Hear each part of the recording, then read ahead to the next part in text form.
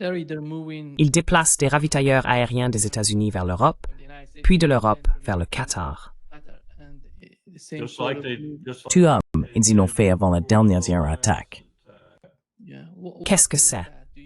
À quel point sommes-nous proches d'une guerre entre deux?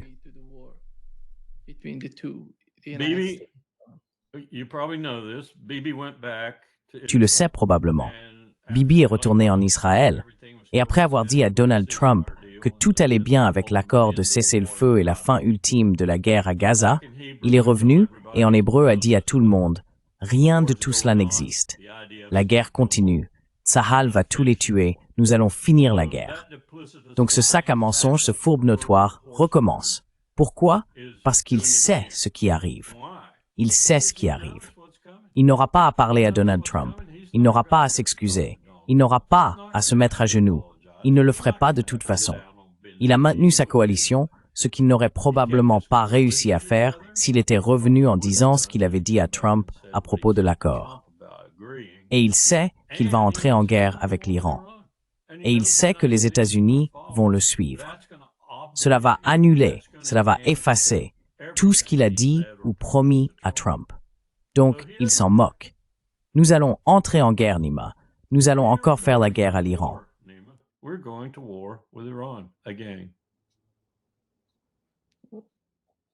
Quel serait l'avantage d'une nouvelle guerre? Quel serait selon vous l'objectif principal? Eh bien, tout d'abord, et avant toute autre considération, il s'agit de la préservation de la coalition de Bibi Netanyahou et de Bibi Netanyahou lui-même, point final, de son pouvoir et de sa position. C'est le premier objectif. Le second objectif est d'empêcher les États-Unis de le forcer à faire quelque chose qu'il ne veut pas faire en ce qui concerne Gaza, la Syrie, le Liban et d'autres endroits, je le crains. J'entends par exemple de mes contacts à Bagdad qu'il se prépare également à la guerre. J'entends dire que l'Égypte pourrait aussi être sur le pied de guerre. J'entends dire que des restes de force au Liban, principalement le Hezbollah, sont prêts à agir. Et j'entends dire qu'il y a ailleurs dans la région des éléments susceptibles d'entrer dans la mêlée avec une puissance aérienne. Pensez à l'Arabie Saoudite, pensez au Qatar par exemple.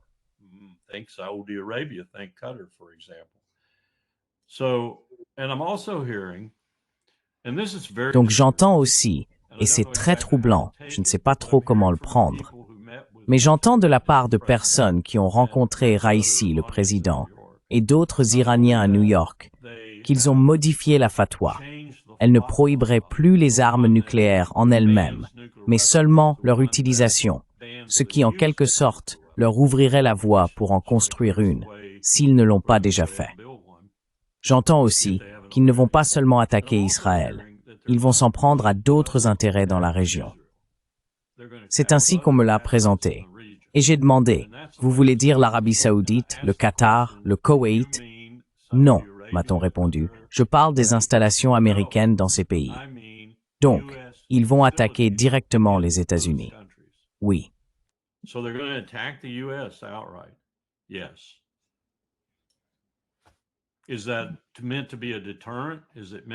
Est-ce censé être une mesure dissuasive?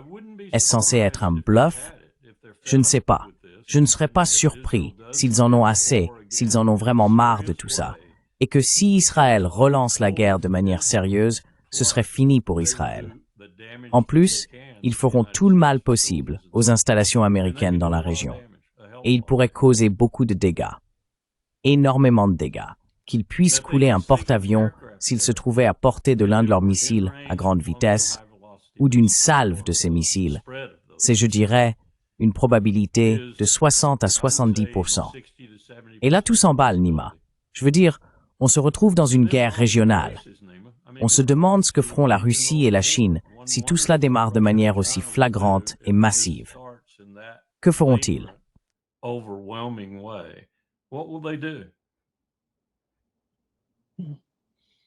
Alors, c'est quoi cette histoire de plan de paix? Qu'est-ce qu'il essaie d'obtenir avec ce plan de paix? Est-ce une sorte de couverture pour ce qu'ils font?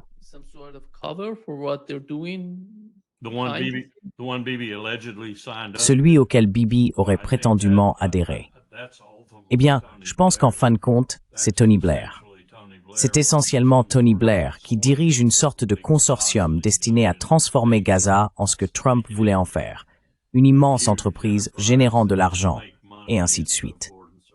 Et peut-être qu'il y a une apparence de potentiel pour un double État à terme, juste pour satisfaire les membres des accords d'Abraham et les y ramener. Je ne pense pas que cela va fonctionner. Et je sais que cela ne fonctionnera pas, vu ce que Bibi a ensuite déclaré en hébreu, à savoir en substance. Je ne pensais rien de tout cela. Nous allons poursuivre cette guerre. Nous allons la poursuivre jusqu'à l'extermination du Hamas. Peu importe les otages. Il ne l'a pas dit explicitement, mais c'est ce que cela impliquait. Et il sait qu'il est en sécurité, du moins pour le moment, parce qu'il part en guerre contre l'Iran, et que les États-Unis n'auront d'autre choix que de le suivre.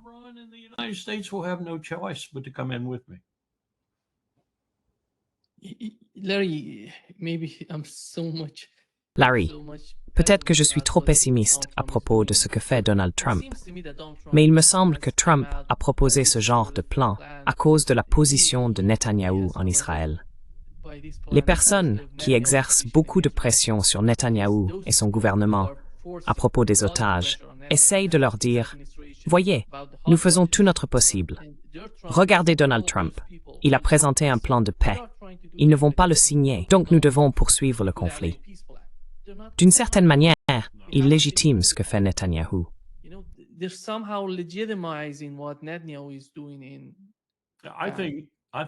Je pense que Netanyahou a abandonné les otages depuis longtemps. Vraiment. Je ne crois pas qu'il s'en soucie le moins du monde, car il les considère comme un obstacle à la réalisation de son objectif, pour ainsi dire.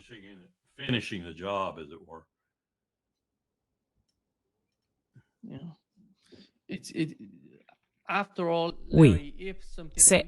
Après tout, Larry, si tu as mentionné que l'Iran pourrait attaquer des bases américaines au Moyen-Orient, mais n'est-ce pas un peu étrange? Penses-tu que la Turquie sait ce qui se passe? Se soucie-t-il vraiment de ce qui se passe au Moyen-Orient? Quel est le rôle de la Turquie?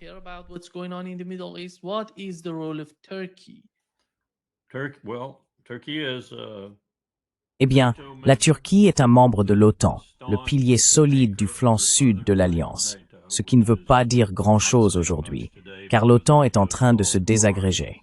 Je pense qu'Erdogan, compte tenu de ses performances passées et de tout le fiasco qui l'entoure, se contenterait de rester là et de regarder. Je ne pense pas qu'il agira.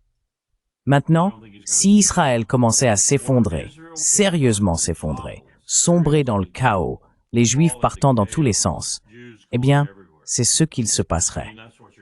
J'ai appris l'autre jour, Nima, que plus d'1,5 million de Juifs ont déjà quitté Israël.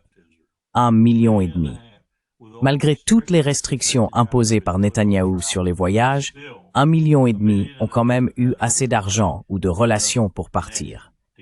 Dans ce cas, si le pays s'effondrait complètement et qu'il n'y avait pas d'éléments nucléaires, Erdogan pourrait bouger. Mais c'est la seule situation où ce type bougera.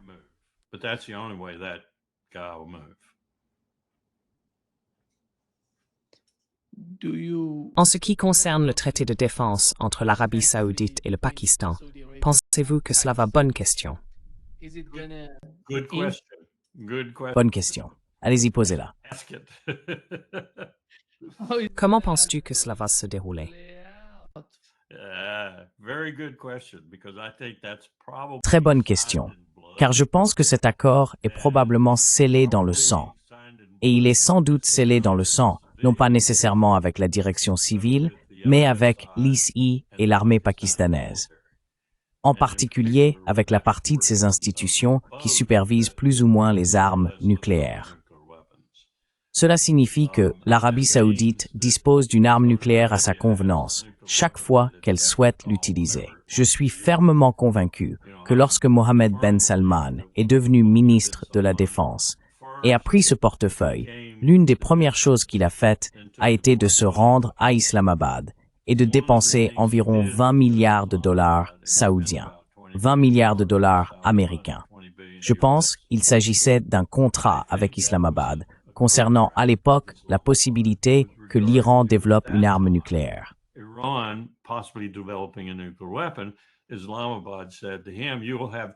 Islamabad lui a dit « Tu en auras 20 ». Je ne connais pas le nombre exact, mais 20, c'est un peu militaire. J'en voudrais environ 20.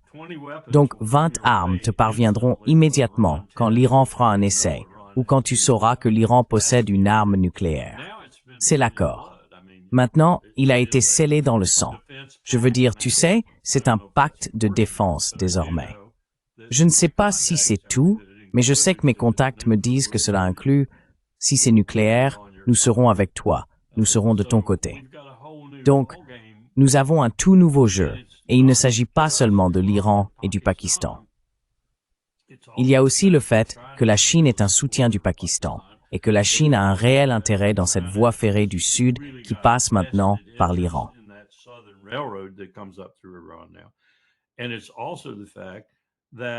Et il y a aussi le fait qu'il y a un rapprochement entre ces anciens ennemis, l'Iran, Riyad et d'autres, dans ce contexte.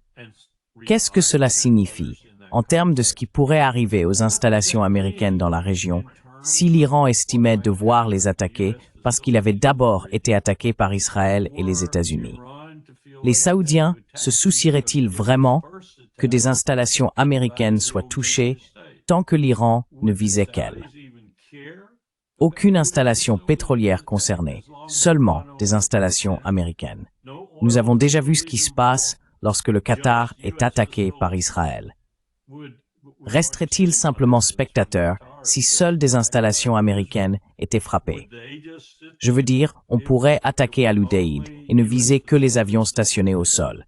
Il ne serait pas nécessaire d'endommager sérieusement la base aérienne. En il suffirait d'un gwerthwit ninaler à sol. Wipe out the U.S. aircraft on the surface. And a surprise attack would pretty much do that. Une attaque surprise ferait à peu près cela. Et ce serait, je pense que ce serait, une surprise. Je ne crois pas que ce soit quelque chose auquel le commandement central des États-Unis s'attendrait. Vous savez, deux peuvent jouer à ce jeu de la surprise. Deux peuvent jouer à ce jeu de duplicité. Et il est grand temps que les Perses en fassent un peu usage contre les Arabes et contre Israël. Je soupçonne que peut-être les gardiens de la Révolution, l'armée nationale et peut-être même le Conseil des gardiens et le Majlis en particulier, ils ont été plutôt virulents, plutôt belliqueux, se disent « Très bien, tant qu'à faire, allons-y à fond, nous allons affronter ces salauds. » Je ne leur en voudrais pas le moins du monde. Je veux dire, l'histoire est bien trop chargée de moments où ils ont été enfin assez en colère pour faire quelque chose contre le grand Satan.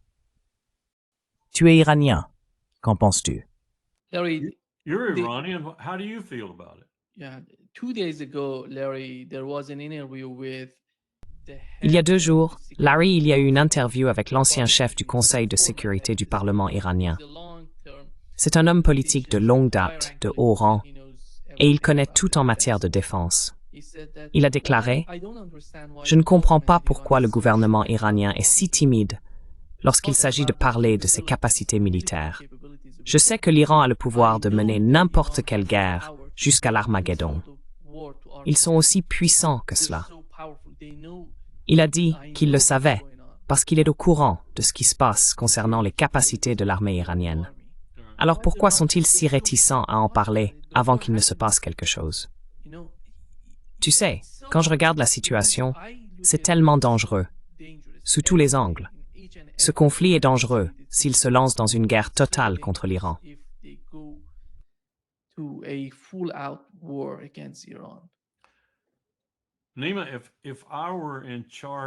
Nima, si j'étais responsable de la puissance militaire de l'Iran en ce moment, et non, je ne suis pas perse, je ne peux pas me mettre dans leur tête.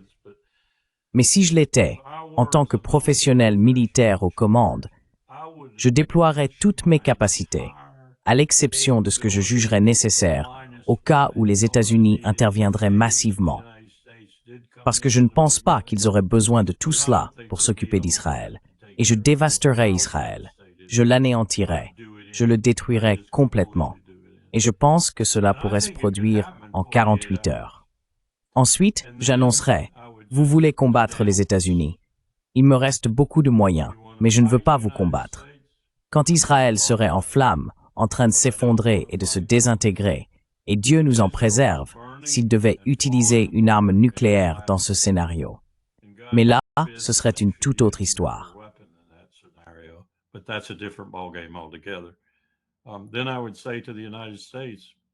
Alors je dirais aux États-Unis, arrêtons-nous. Nous avons éliminé les personnes que nous voulions éliminer. Vous pouvez y aller et les aider à se reconstruire. Mais je ne pense pas que vous aurez beaucoup de chance à cet égard, car nous les avons vraiment détruits. Si vous voulez continuer à vous battre, nous le ferons, mais nous préférerions ne pas le faire. C'est ainsi que je procéderai. J'anéantirai Israël, simplement les anéantir. Et 48 heures, 96 heures suffiraient, peut-être même moins que cela. Ensuite, une fois ce fait accompli visible pour les États-Unis, je le rendrai public. Nous ne voulons pas nous battre contre vous. Nous ne voulons pas nous battre contre vous, mais nous le ferons si nous y sommes contraints. Je ne le ferai pas simultanément. Je sais que ce serait plus efficace, plus surprenant, une surprise tactique et opérationnelle, s'ils frappaient tout en même temps.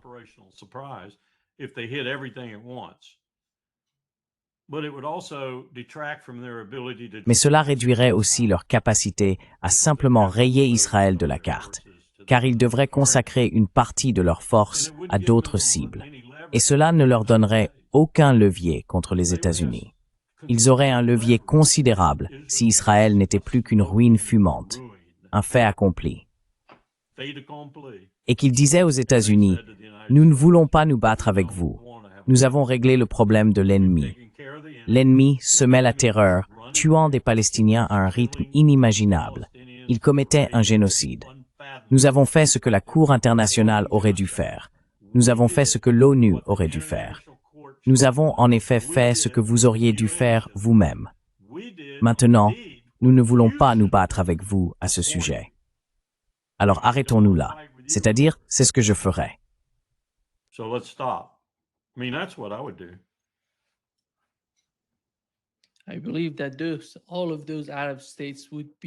Je crois que tous ces États arabes seraient plus qu'heureux si cela arrivait, du haut en bas. Ils ont tellement peur de parler, mais on peut le sentir. Comment la population, l'opinion publique, perçoit Israël.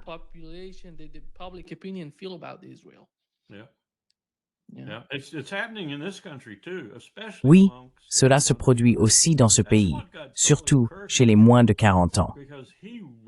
C'est ce qui a mis Charlie Kirk dans l'embarras, parce qu'il a compris que de son point de vue, tout ce qu'il faisait pour renforcer le mouvement MAGA, pour mobiliser les jeunes en particulier, pour rallier les jeunes au camp d'Israël, et ainsi de suite.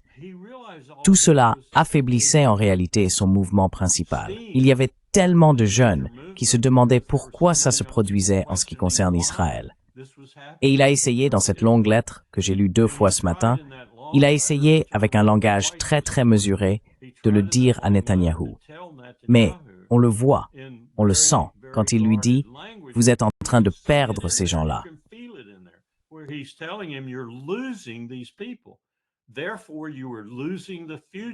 Par conséquent, vous perdez l'avenir. Eh bien, cela se produit partout chez les jeunes démocrates. Et cela se produit dans une certaine mesure chez les jeunes MAGA, ainsi que chez les jeunes républicains et conservateurs. C'est ce que Charlie disait. Et je pense que c'est ce qui lui a coûté la vie. Mais il n'y prête aucune attention. Il redouble simplement d'efforts, embauchant davantage d'entreprises, lançant plus de campagnes de relations publiques, essayant d'en capter davantage. Regardez Larry Ellison et ses types avec lui, Horowitz et les autres, qui essayent d'obtenir TikTok, qui veulent s'assurer que cette perte d'influence ne continue pas, qu'ils reprennent l'avantage pour Israël. Je pense qu'ils ont perdu. Je pense qu'ils ont perdu. Et ce sont les jeunes qu'ils sont en train de perdre. Et c'est cela, l'avenir.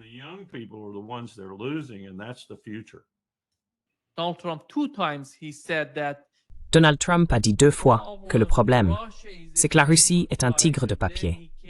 Puis il est revenu en disant « Non, ce n'est pas ce que je voulais dire ». Et ensuite, encore une fois, il a répété le même genre de rhétorique, selon laquelle la Russie est un tigre de papier. Pensez-vous que nous nous rapprochons d'une guerre nucléaire avec ce genre d'attitude? Parce que ces pays ne savent pas ce qui se passe dans la tête de Donald Trump. Countries don't know what is in the mind of Donald Trump. Je pense que Trump et l'État profond ont déjà décidé d'une guerre nucléaire. Parce que la semaine dernière, nous avons décrit toutes les raisons économiques pour lesquelles Trump est désespéré. Il est désespéré de maintenir le contrôle des États-Unis et de l'OTAN sur le monde. Et tout cela se retourne contre lui. Rien que ces derniers jours, la Corée du Sud a déclaré « Nous n'allons même pas commencer à parler d'investir aux États-Unis. Nous ne pouvons pas nous le permettre. Cela signifierait la destruction de l'économie coréenne. » Les Japonais ont dit « Très bien, nous ne pouvons pas en parler non plus. » En Europe, même là, ils refusent de suivre. Donc, je pense que Trump et les États-Unis se demandent « Comment allons-nous verrouiller notre contrôle ?» Eh bien, vous avez mentionné l'Ukraine.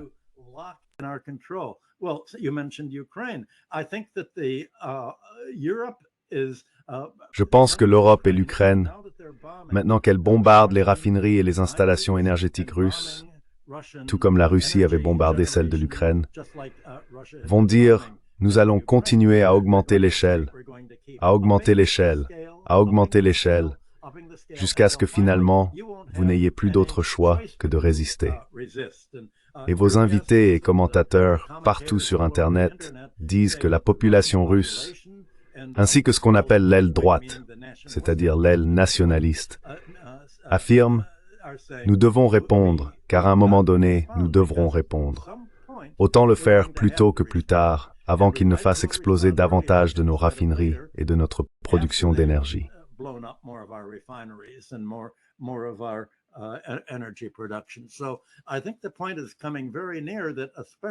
Je pense donc que le moment approche à grands pas, surtout maintenant que l'Estonie a saisi le pétrolier russe.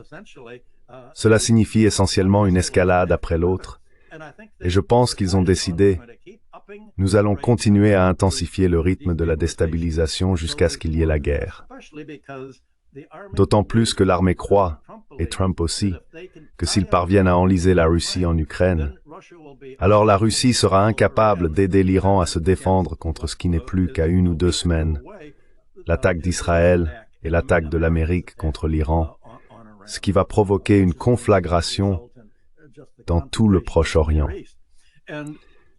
Et j'ai dressé une liste dont nous avons parlé plus tôt, ce que l'Amérique essaye de faire pour verrouiller sa position avec le pétrole et le dollar.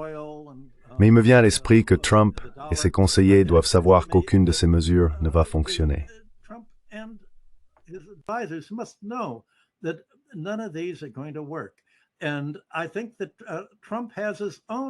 Je pense que Trump a son propre programme. Toi et moi en avons parlé plus tôt, son élan narcissique à se rendre célèbre. Je pense qu'il a compris qu'il existait une façon de devenir la personne la plus célèbre de l'histoire. Il peut être l'homme qui a fait exploser la civilisation. C'est plus important que Jésus, plus important que Moïse. Tout ce qu'il a à faire, c'est déclencher une guerre atomique. Et quand la poussière retombera et que l'évolution recommencera, l'humanité survivante, où qu'elle soit, écrira une histoire et se demandera comment tout cela a-t-il commencé, comment le monde a-t-il explosé. Et ils diront, quelqu'un nommé Donald Trump. C'est son rêve. Un narcissique ne peut pas résister à la tentation d'être la personne la plus importante, la plus célèbre de toute l'histoire.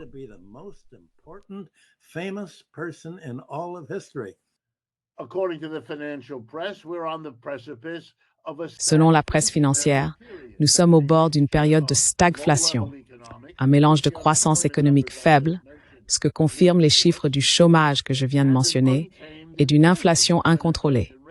Le taux d'inflation actuel est de 3%. Si nous sommes engagés dans une grande rivalité avec la Chine, permettez-moi de rappeler à tout le monde que le taux d'inflation officiel en Chine est actuellement de moins 0,4%. Ils n'ont pas d'inflation, ils ont de la déflation. Les États-Unis ont un taux d'inflation de 3%. Cela seul permettra à la Chine de surpasser les États-Unis chaque année où cette situation perdurera. Oubliez les tarifs douaniers, oubliez même les taux de change. Avant de regarder ces éléments, observez l'écart. D'ailleurs, ce n'est pas nouveau.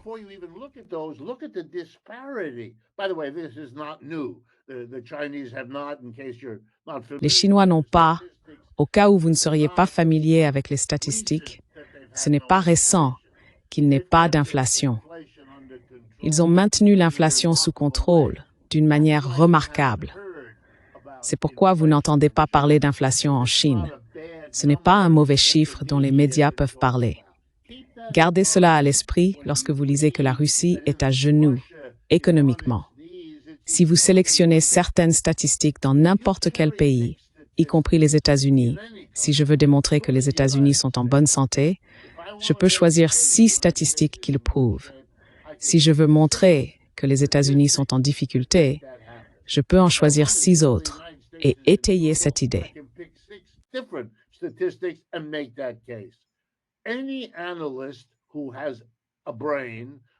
Tout analyste doté d'un cerveau sait que le secret de l'analyse ne réside pas dans le fait de sélectionner ce qui nous arrange. Un enfant en serait capable. C'est une question d'équilibre. Comment parvenir à un jugement qui tienne compte des différentes statistiques, dont certaines montent toujours, tandis que d'autres baissent? C'est vraiment comme un médecin qui mesure votre corps et toutes ses fonctions. Très bien. Les Chinois sont quoi? Ils ne se contentent pas de gagner la course économique. Il ne suffit plus de dire simplement « regardez le PIB ». La Chine et les BRICS forment désormais une unité économique bien plus vaste que les États-Unis et le G7. Et c'est un vrai problème. Mais nous commençons maintenant à voir les conséquences revenir vers nous.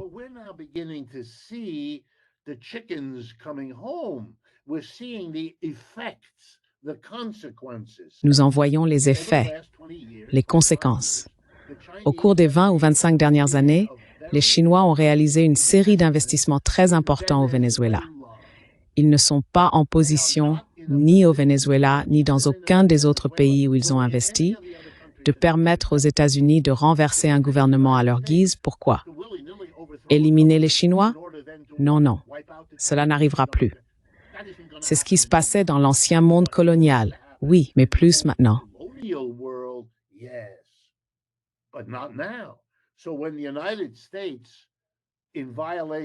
Ainsi, lorsque les États-Unis, en violation de tout ce que je considère comme la loi, tuent délibérément, combien est-ce maintenant?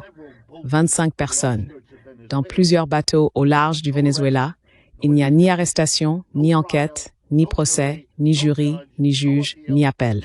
C'est un meurtre sur le champ, accompagné de déclarations affirmant que le Venezuela est puni pour ses activités liées à la drogue. Quiconque connaît un tant soit peu le trafic de drogue sait que l'essentiel se déroule du côté pacifique de l'hémisphère occidental et non du côté atlantique.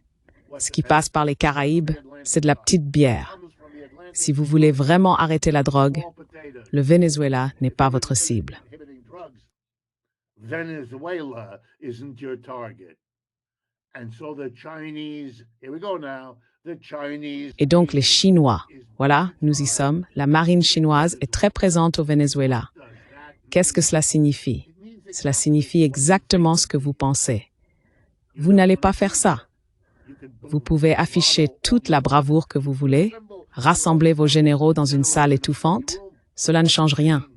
Les États-Unis, si Michael a raison, s'apprêtent-ils à collaborer avec Israël pour attaquer l'Iran et le Venezuela, alors que la question de Gaza n'est pas résolue et que la guerre en Ukraine est en train d'être gagnée par la Russie? Vraiment? Vous savez ce que ce serait? De la surextension. Ce serait exactement ce qui a conduit à la chute d'Hitler, de Mussolini et de Francisco Franco. Je parie que, malgré leur côté clownesque, parmi les conseillers de M. Trump, il y en a qui pourraient le lui dire aussi. Et sinon, eh bien, nous pouvons le faire. And if not, well, we can do it.